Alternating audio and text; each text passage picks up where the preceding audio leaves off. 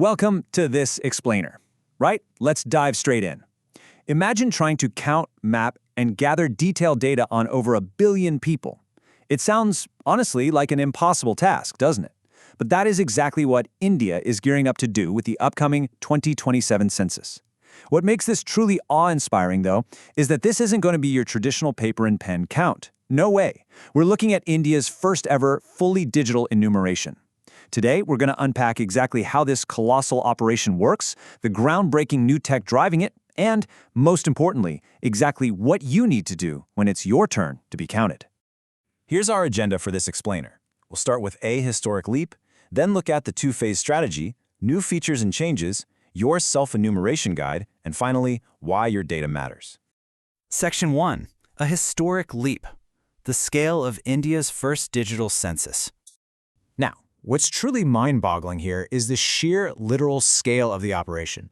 The Union Cabinet has approved a financial outlay of over 11,718 crore rupees. Just think about that number for a second. To actually pull this off, the government is mobilizing a staggering workforce of around 31 lakh enumerators and supervisors. To put that manpower into perspective, this exercise is expected to generate roughly 1.02 crore man-days of employment at the local level. It is a massive, absolutely historic logistical and financial investment, all to ensure every single person is counted digitally. If we look at the historical timeline, the first synchronous nationwide census happened way back in 1881. And since then, it's been this highly reliable decennial exercise, happening like clockwork every 10 years. Well, until recently.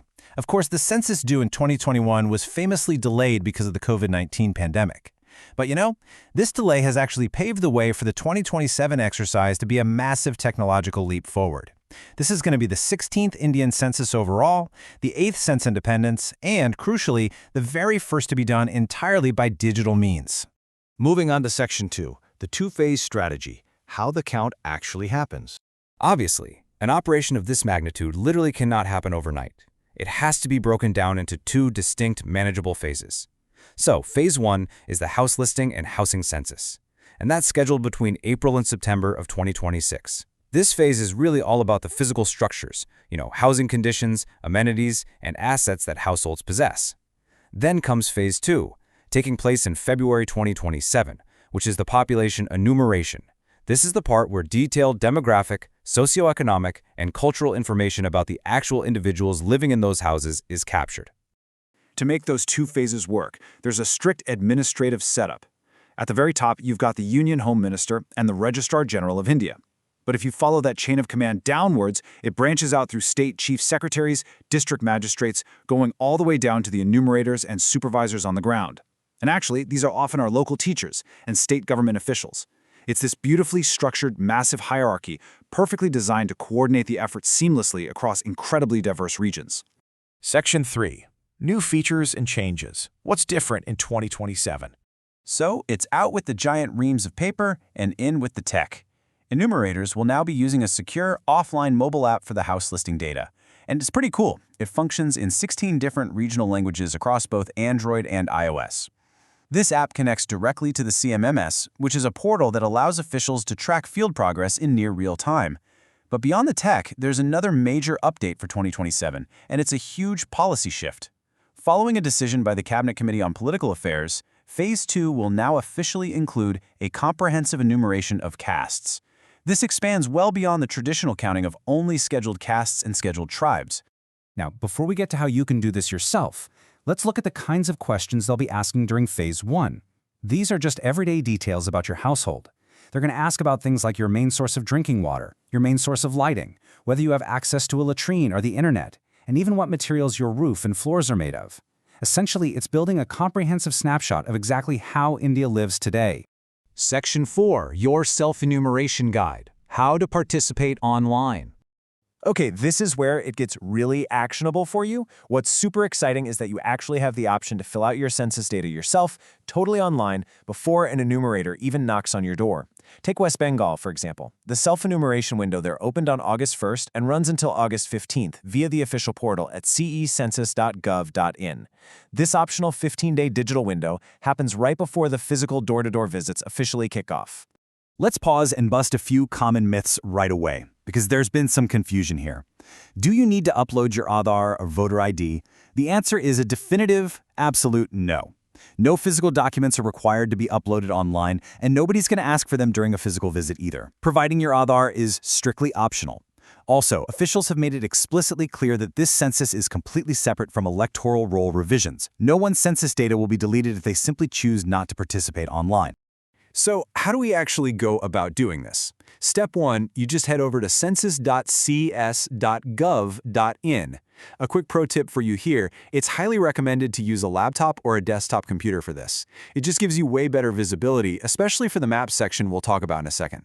Step 2, you'll register the head of the household's name and mobile number. Keep in mind, this name cannot be changed later, so type carefully. Step 3, select one of the 16 available languages. And Step 4, just verify your login with the OTP sent to your phone. Honestly, it's a very quick and user-friendly process. Now, Step 5 is absolutely crucial. On the digital map interface, you have to precisely drag a red marker onto your exact residence. This is what assigns your data to the correct local block. Then, Step 6, you just fill in the questionnaire we previewed earlier. Step 7, review everything carefully. You can even save it as a draft if you need to go double-check something.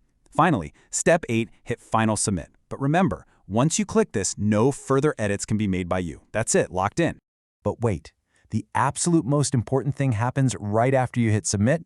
The system is going to generate a unique 11-digit self-enumeration ID, or SEID. It'll always start with the letter H. Take a screenshot of this immediately, literally right then and there. Yes, it will be sent to you via SMS as well, but having that screenshot saved directly on your phone is going to make the next part of the process incredibly smooth. So you might be wondering, why did you need to save that ID? Well, because even if you do the 15-minute online self-enumeration, an enumerator is still going to physically visit your home during the validation phase. But, and here's the kicker, instead of sitting down with you and re-asking all those questions for half an hour, all you have to do is show them your SEID. If it matches the ID they have on their mobile device, boom, your data is instantly confirmed and accepted. It saves you time, and it saves the enumerator a ton of time. It's a total win-win. Finally, Section 5, why your data matters, security, and the future. Okay, we've talked a lot about the how, but let's wrap up with the why. All of this massive data collection actually hinges on something called the census moment. For most of the country, this exact moment is 000 hours of March 1, 2027. This specific, single point in time is the reference used by enumerators to decide exactly who is included in the census. It's the only way to ensure a perfectly synchronized, accurate snapshot of the entire nation at one precise moment. Now, I know a lot of people worry about data privacy, which is totally fair, but the legal architecture protecting your data here is completely ironclad. Under Section 15 of the Census Act, it is legally guaranteed that your personal information is strictly confidential. It literally cannot be accessed via the RTI Act, it cannot be used as evidence against you in any court of law, and it is absolutely not shared with other institutions. Plus, the digital data centers hosting all this are designated as critical information infrastructure. In plain English, that means they are locked down with the highest levels of global security standards and end-to-end encryption. So, I want to leave you with this final thought to ponder. We've seen the massive 11,000 crore budget, the new digital apps, and the millions of workers involved. But ultimately, this entire staggering machine relies on one thing: you. This data forms the literal bedrock of how resources are allocated, how future infrastructure is planned, and how inclusive policies are shaped for basic needs like food, water, and energy. So, how will your 15 minutes of digital enumeration shape India's next decade of development? Thanks for exploring this massive milestone with me on This Explainer. Ensure you are counted, and I'll catch you next time.